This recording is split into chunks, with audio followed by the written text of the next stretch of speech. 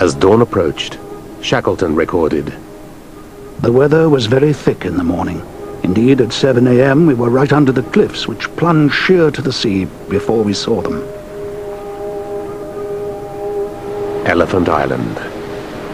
The men had been 7 bleak days at sea, over 5 months on ice floes, and it was 497 days since they touched land.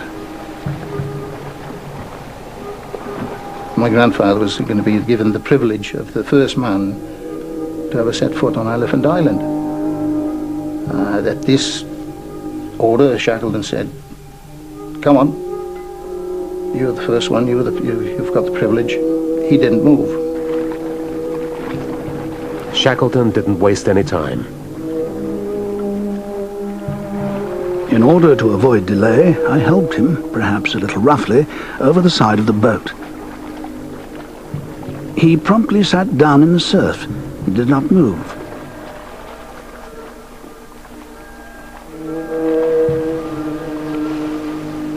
Then I suddenly realized what I'd forgotten, that both his feet were frostbitten badly.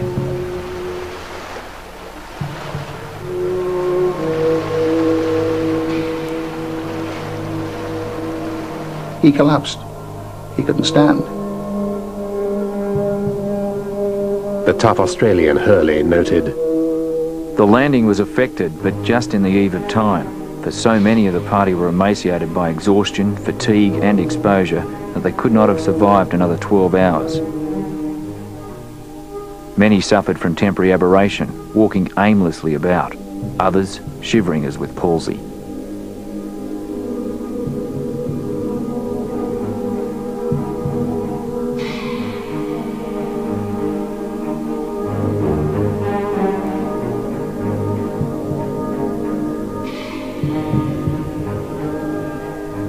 Men reeled along the beach as if drunk, some burying their faces in the stones.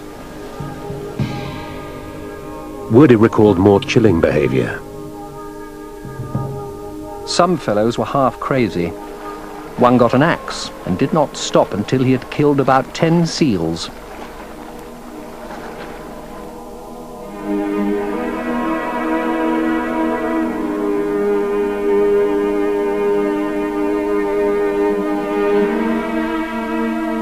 Shackleton ordered food prepared.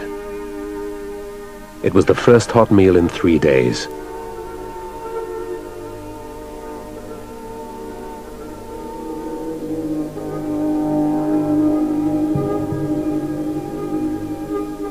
Hurley expressed their relief.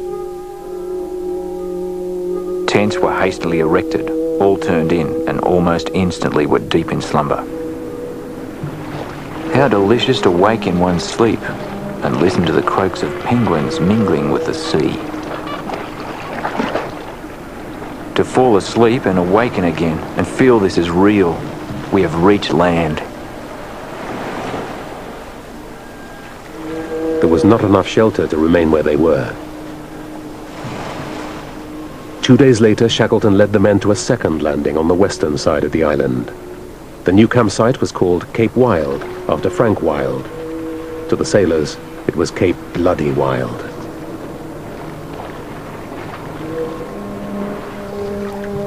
Dear Diary, it is a land of nature's moods, inhospitable, angry. Its sinister cliffs rising sheer from the sea, and girt by treacherous rocks and swirling reefs. Excepting for 2 or 3 possible landings, the island is inaccessible.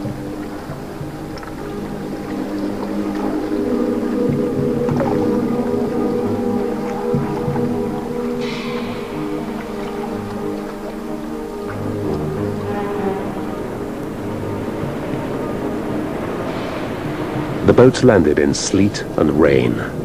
That night, a gale blew up, ripping one of the tents to shreds and blowing equipment out to sea. Men crawled under the boats for shelter.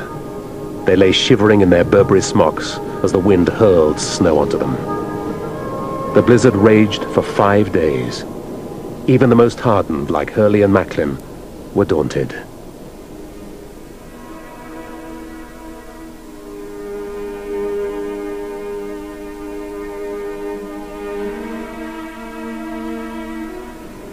One of the most unpleasant mornings, atrociously cold and blizzardy, with dense drift and not a square inch of shelter.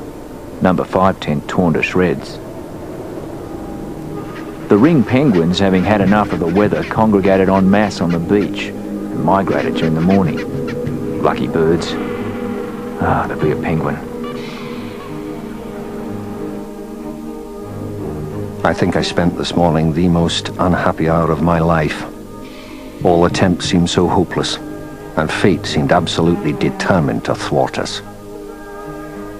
Men sat and cursed, not loudly, but with an intensity that showed their hatred of this island on which we had sought shelter.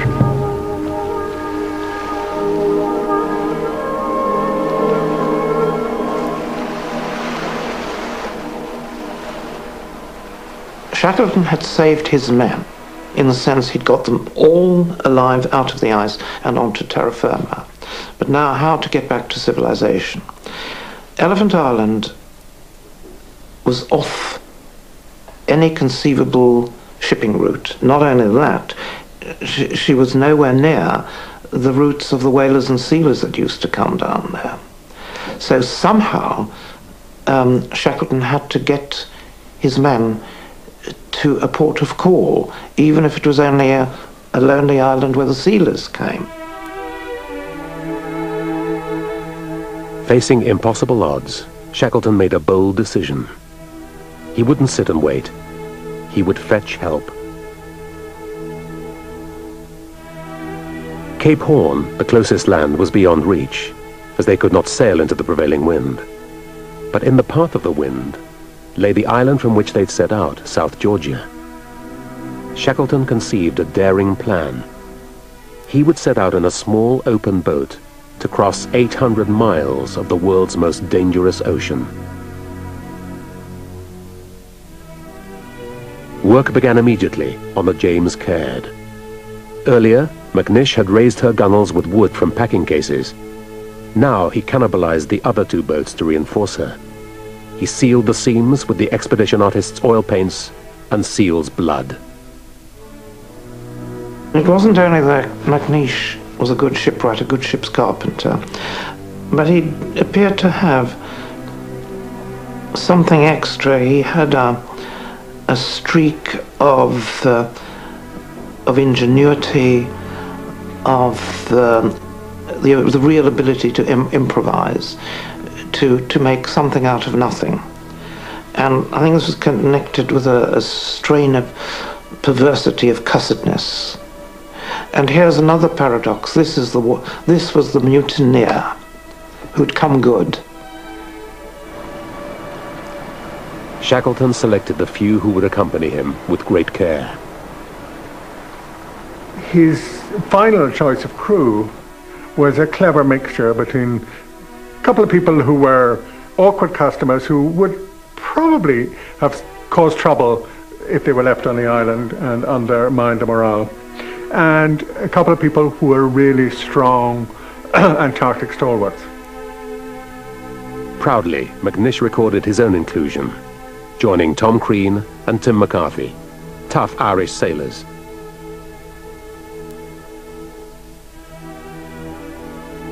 The demoted boatswain John Vincent was also redeemed.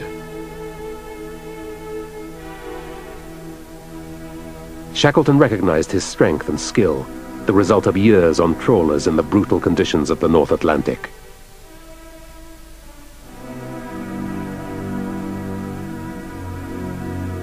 Captain Frank Worsley had navigated the boats to Elephant Island.